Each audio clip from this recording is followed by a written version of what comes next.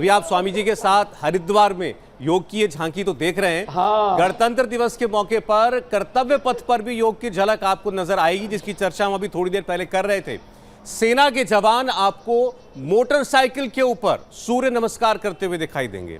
आपको बता दें, लांस नायक अजय यादव और नायक स्वप्निल ये आपको योग की मुद्राएं करते हुए दिखाई देंगे। और ये कोर ऑफ सिग्नल्स की एक डेयर डेविल टीम है जो आपको कर्तव्य पथ पर आज दिखाई देगी। मोटरसाइकिल पर सूर्य नमस्कार, स्वामी जी सोच के ही लगता है पता नहीं कैसा होगा। धरती पर कई लोग नहीं कर पाते, वो मोटरसाइकिल पर करने वाले हैं स्वामी जी।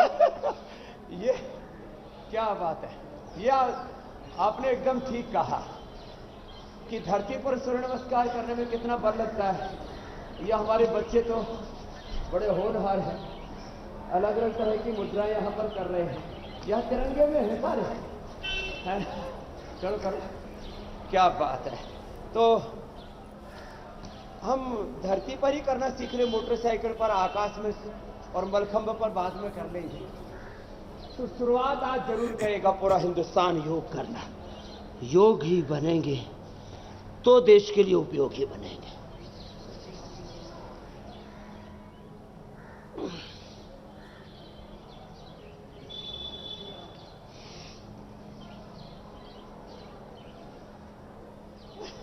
तो शुरुआत चाहे ताड़ासन, तिर्यक ताड़ासन से कर ले। तो आज सारे न्यूज चैनलों से लेकर के इंडिया टीवी, अब क्योंकि सबसे प्रामाणिक न्यूज चैनल, जिसमें उपचार भी है, जिसमें समाचार है और देश के साथ सरोकार है, और इसलिए आज इंडिया टीवी पर आप बने रहिए और देश की गणतंत्र दिवस की झांकियों से लेकर के योग और योग पथ के साथ कर्तव्य पथ के सारे प्रेरणाएं आपको यहां पर मिलेंगी। और 9 बजे से पतंजलि योग पीठ के में भी 10,000 से ज्यादा भाई बहन अपने कर्तव्य पथ की कुछ झांकियां दिखाएंगे, वो भी हम बीच बीच में कहेंगे। सौरभ जी आप लोग दिखाते रहना।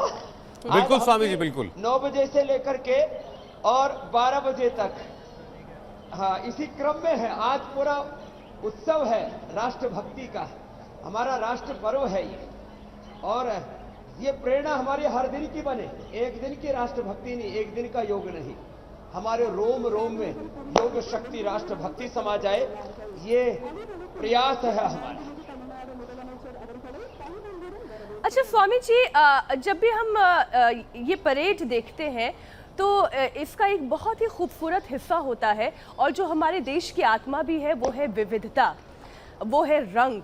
जो अभी अभी इस तस्वीर में भी हम दर्शकों को दिखा रहे थे, हमारे जो जितने बाल कलाकार हैं, अलग अलग राज्यों से आई हुई बच्चियां हैं, बच्चे हैं, वो ये झलकियां प्रस्तुत करती हैं जो हमारी विविधताओं को दर्शाती हैं। तो स्वामी जी, यही विविधता तो योग में भी है। अलग अलग आसन है, लेकिन उनका लक्ष्य एक है, सेहत है, स्वास्थ्य है। तो ऐसे पतंजलि योगपीठ में भी अलग अलग राज्यों से आने वाले बच्चे होंगे, अलग अलग संस्कार से आने वाले बच्चे होंगे, लेकिन उनमें एक संस्कार आप पल्लवित करते हैं, वो है योग का संस्कार।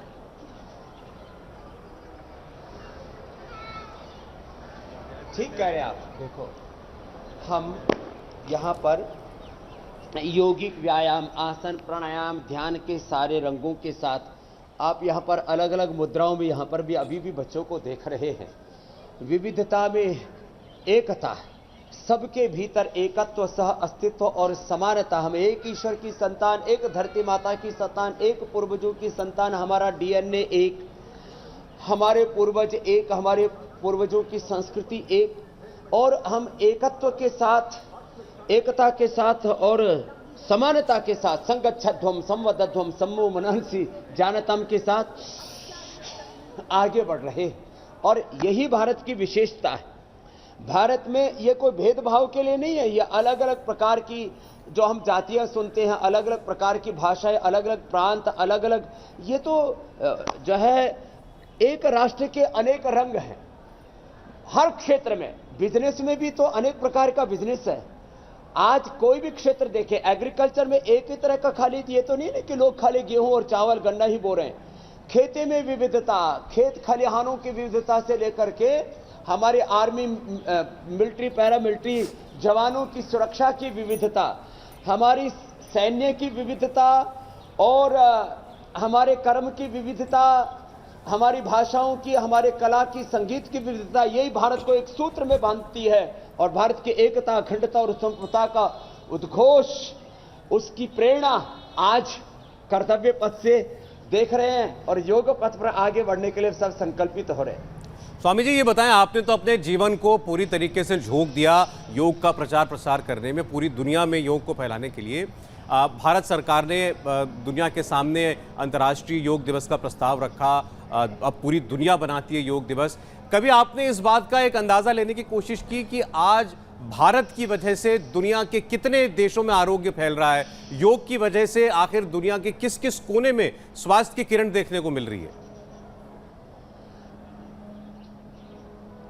देखो मेरे भाई सौरभ, ये सच है कि भारत है देश में जहां सबसे पहले संस्कृति पनपी, सभ्यता पनपी, दुनिया को सबसे पहले शिक्षा व्यवस्था, दुनिया को सबसे पहले चिकित्सा व्यवस्था देने वाला भारत। महर्षि चरक, शुश्रुत, धन्वंतरि, पाणिनि, पतंजलि, गौतम, कणाद, जैमिनी, एक असंख्य ऋषि मुनियों की एक पूरी श्रृंखला है। पूरी दुनिया को सबसे पहले शिक्षा व्यवस्था, चिकित्सा व्यवस्था, न्याय व्यवस्था, शासन व्यवस्था, एक राष्ट्र की पूरी जो कल्पना होती है, एक पूरा राष्ट्र का जो पूरा कॉन्सेप्ट होता है, वो राष्ट्र धर्म वेदों के स्वराज्य सूक्त से मिलता है। तो भारत पूरी दुनिया के लिए पहले भी प्रेरणा था और आज भी भारत पूरी दुनिया के लिए प्रेरणा बना हुआ है। यद्यपि हमारे सामने बहुत सारी चुनौतियां हैं, लेकिन हमने बहुत कुछ अचीव भी किया है। अपने पड़ोसी देश पाकिस्तान को देखो, अफगानिस्तान को देखो, श्रीलंका को देखो, अपने आस पड़ोस के दूसरे देशों को देखोगे और भारत को देखोगे तो भारत का शौर्य, भारत की वीरता, आज भारत एक परमाणु संपन्न राष्ट्र है। हमारे पास में अलग अलग प्रकार की मिसाइलें,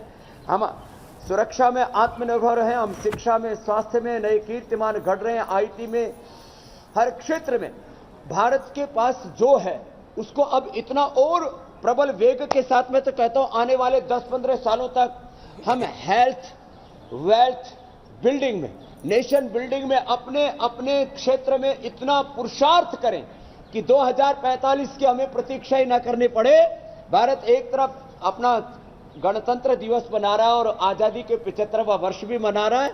ये सब मनाते मनाते हम 2035-40 तक पहुंचते पहुंचते दुनिया की सबसे बड़ी आर्थिक, आध्यात्मिक, सामरिक, राजनीतिक महाशक्ति बने, खेलों में महाशक्ति बने। खेले तो भारत विश्व विजेता दिखे सब दिशाओं से।